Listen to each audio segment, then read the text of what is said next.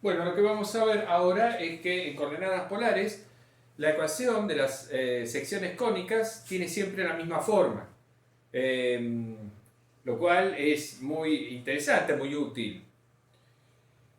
Vamos a demostrar este teorema. Vamos a suponer que A es una constante positiva y que B es una constante no nula. Y consideremos esta ecuación en coordenadas polares. 1 sobre r igual a a coseno de tita más b, donde a es una constante positiva y b es una constante no nula.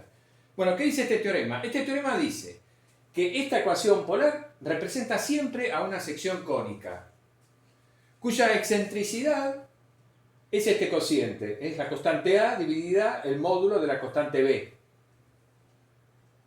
Esta sección cónica tiene un foco en el origen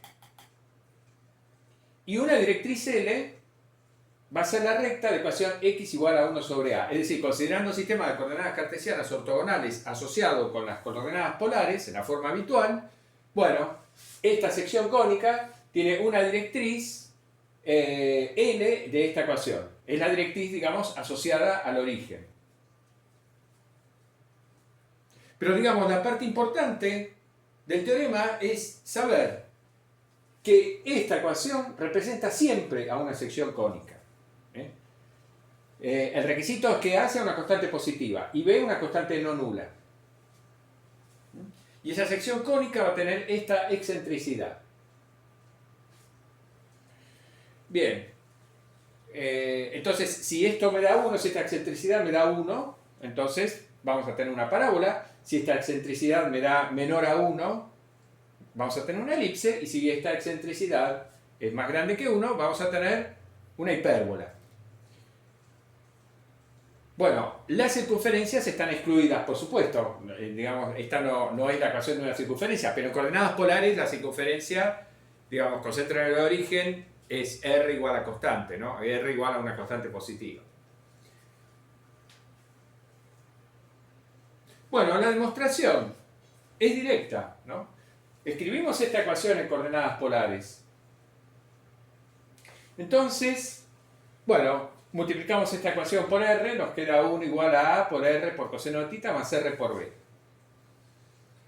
Pasamos este término, lo pasamos restando para el primer miembro, y luego dividimos todo por b, cosa que podemos hacer porque b es no nula, es una constante no nula. Puede ser positiva o negativa, pero es no nula. Entonces nos queda que r es igual a 1 sobre b por 1 menos a r coseno de tita. Ok. Ahora, vamos a sacar factor común a de este paréntesis. Lo podemos hacer porque a es distinta de 0, es positiva. Entonces nos va a quedar r igual a sobre b, y dentro del paréntesis nos quedará 1 sobre a menos r coseno de tita. Bueno, muy bien. Entonces r es igual a esto que tenemos acá. Pero como r es un número positivo, ¿no? R, la coordenada polar r es siempre un número positivo, entonces, digamos, este número es un número positivo y por lo tanto va a ser igual a su módulo. Entonces, este número es igual a su módulo, que es lo que estamos escribiendo acá.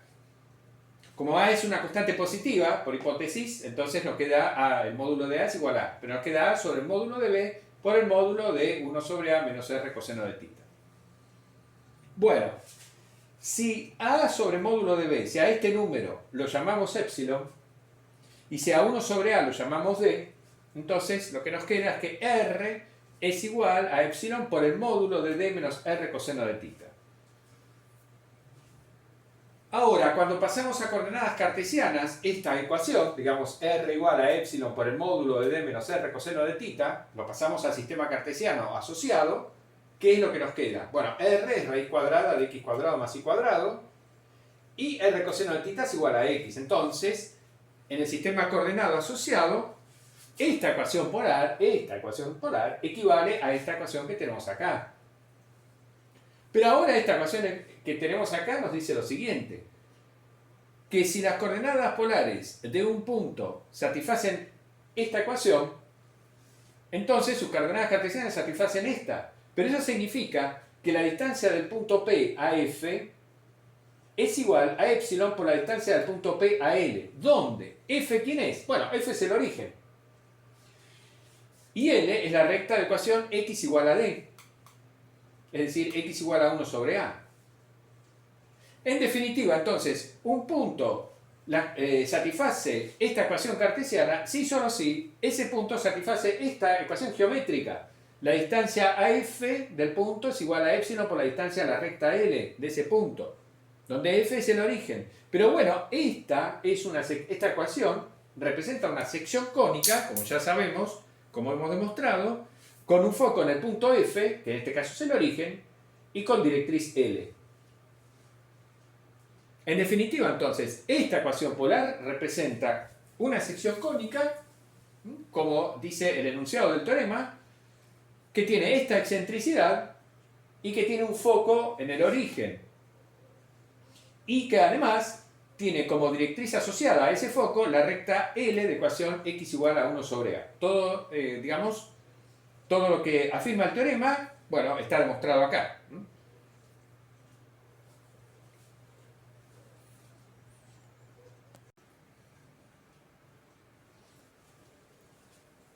Bueno, acabamos de probar entonces que esta ecuación polar representa siempre una sección cónica, cuando A es una constante positiva y B es una constante no nula.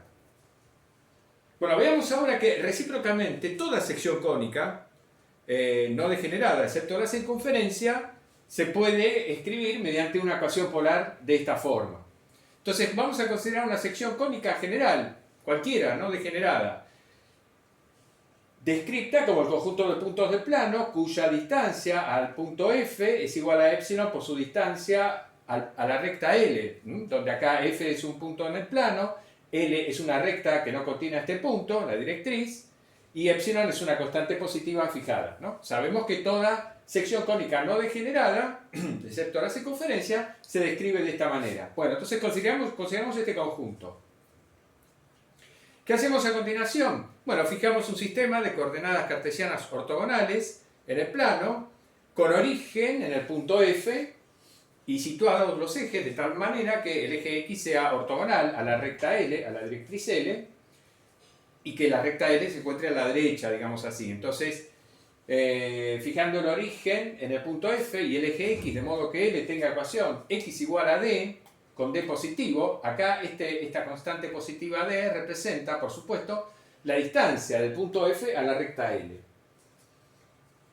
Bien, entonces, ¿cómo nos va a quedar la ecuación de C en el sistema de coordenadas polares asociado con el sistema cartesiano que acabamos de fijar? Hemos fijado un sistema de coordenadas cartesianas con origen en el punto F y de tal manera que la directriz L queda a la derecha. Si D es la distancia de L a F, entonces la ecuación de L es x igual a D, como ya hemos hecho anteriormente. Bueno, y consideramos ahora un punto P del plano y consideramos el sistema de coordenadas polares asociado a este sistema cartesiano ortogonal, es decir, el polo lo ubicamos en el punto F y el eje polar coincidiendo con el semieje positivo de abscisas. Bien, entonces, si este punto P tiene coordenadas polares R y θ, ¿qué va a pasar? Bueno, la distancia del punto P a F, esta distancia, por supuesto, va a ser R, la coordenada polar R. Y la distancia del punto P a la recta L es módulo de x menos d. Es módulo de x menos d. Pero x es R por el coseno de θ. De modo que la ecuación polar de este conjunto C en este sistema nos queda R igual a epsilon por el módulo de R coseno de θ menos D.